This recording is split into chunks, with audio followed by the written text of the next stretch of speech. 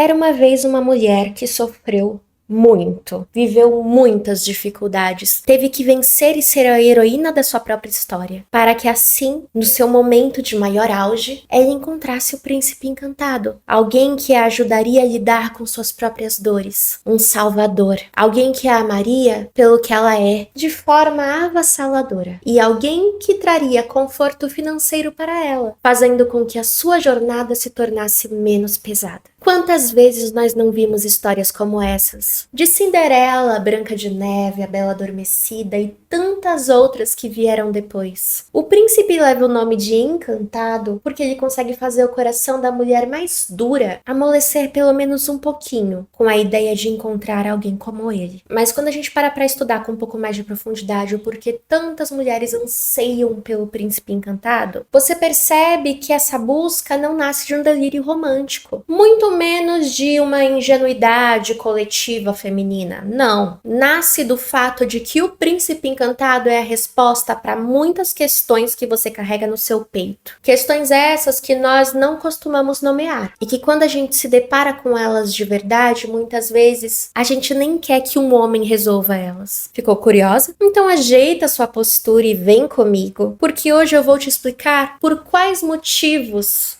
as mulheres querem um príncipe encantado, saindo da ideia do óbvio. E se no final do dia você realmente ainda quiser um príncipe encantado, eu te digo aonde encontrar um. Então vamos lá. Nós já começamos o vídeo falando dos 3 principais conceitos do príncipe encantado e também os mais superficiais. O príncipe encantado é um grande salvador, ele te traz conforto financeiro, ele te ama de todo o coração. Esses são os ideais mais comuns, mas se fosse só por esses ideais, o príncipe encantado não teria tanta força quanto ele realmente tem no nosso imaginário. Isso acontece porque ele vem como uma resposta para questionamentos que você tem em si. Por exemplo, ele vem como um símbolo de redenção, porque toda mulher deseja que a sua história faça sentido no final. Ninguém quer viver um grande sofrimento para depois pensar que não teve motivo para sofrer. E o príncipe vem não só para salvar a mulher, ele vem para dar significado na jornada de sofrimento que ela viveu até encontrá-lo. Então a dor, a espera,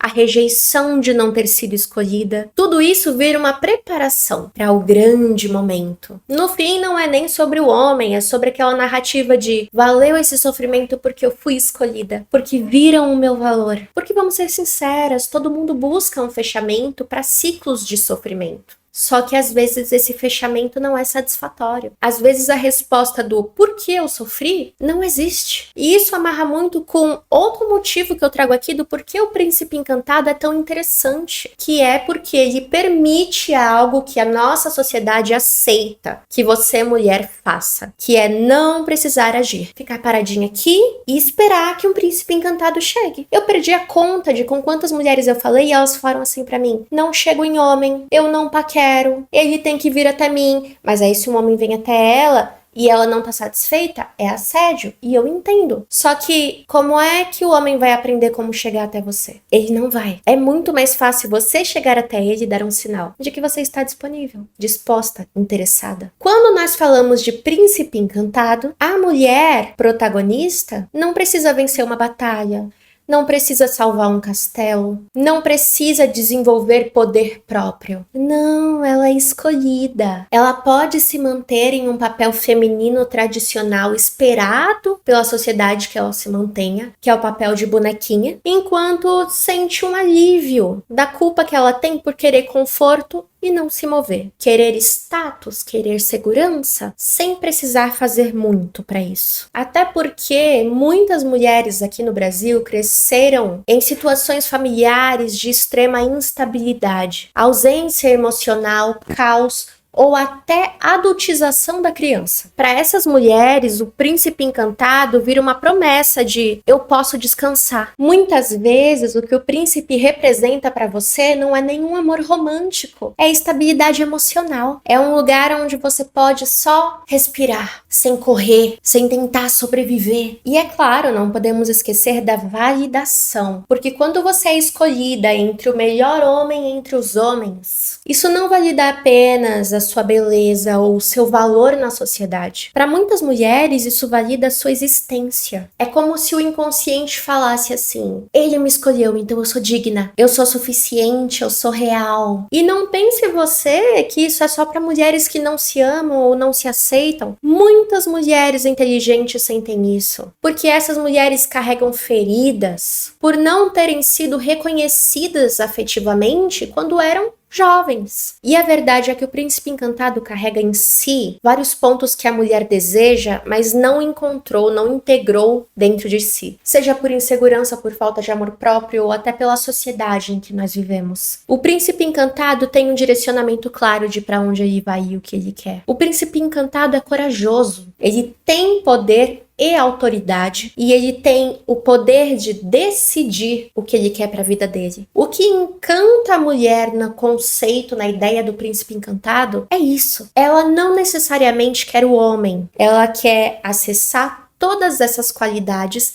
sem ter que passar por um processo que vai ser doloroso para poder desenvolvê-las. E aí, quando a gente compara o príncipe encantado com um homem real, que fala besteira, que magoa a gente, que toma decisões que muitas vezes podem não levar o nosso bem-estar em conta, porque você não tem que sempre levar o bem-estar de um terceiro em conta quando decide algo na sua vida. Mas muitas mulheres não aprenderam isso. Quando você vê um homem real e você vê que um relacionamento com ele vai exigir extremo trabalho, vai exigir algum nível de desgaste, frustração, negociação, comunicação. Relacionamentos só começam a dar certo quando você começa a se comunicar. Comunicar os seus limites, o que você gosta, o que você quer. Muitas mulheres ainda estão na fase de esperar que o homem leia sua cabeça, o que nunca vai acontecer. E isso quebra um pouco a fantasia. Já o príncipe encantado, ele é muito eficiente. Ele não falha. Ele nunca vai te frustrar. Ele nunca vai te contradizer. Ele nunca vai te decepcionar.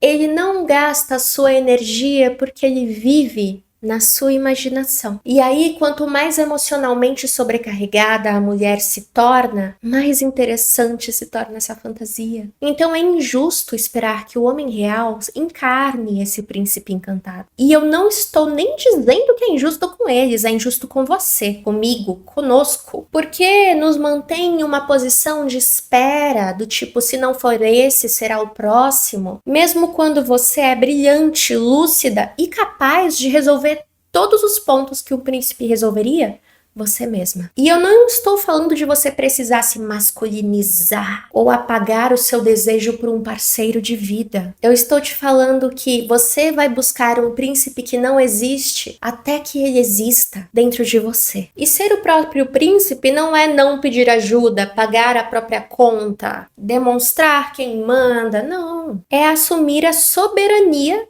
sobre a sua vida, decidir o que você quer, tomar decisões sem pedir ou precisar de validação. É atravessar o desconforto sem esperar ser resgatada. É definir limites, mesmo que para isso você tenha que perder o afeto de quem você ama. É sustentar a sua própria palavra, mesmo quando não tem ninguém olhando. O príncipe encantado está dentro de você, é a sua parte que age mesmo quando você tá com medo. E isso é muito chato, é muito doloroso. A mulher, ela entra meio que num processo de luto, porque morre-se uma grande fantasia. A fantasia de que uma hora você vai encontrar alguém que organize a sua bagunça, que cure as suas feridas, que dê sentido a todo o sofrimento pelo qual você já passou e que valide a sua história. Mas esse luto, esse sofrimento, quando a fantasia morre, não é o fim, muito pelo contrário, é o início, porque a fantasia morre para dar lugar à realidade.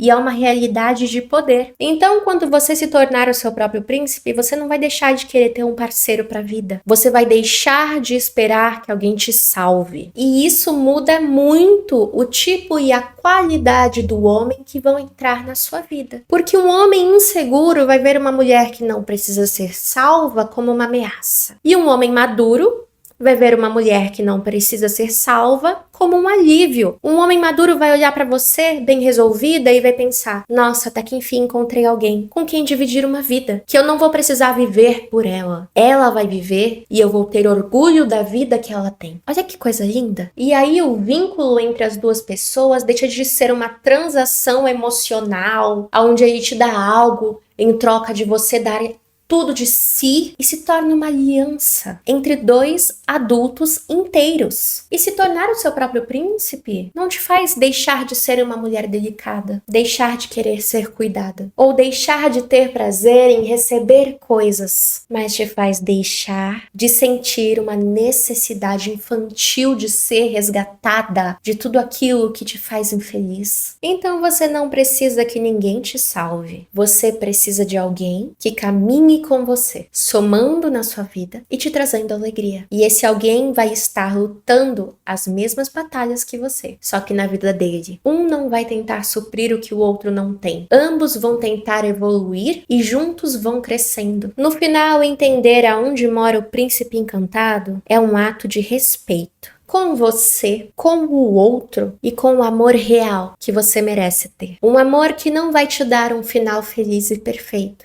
mas vai te entregar plenitude, estabilidade e presença consciente. Aqui foi a Lilith. Uma semana brilhante para você.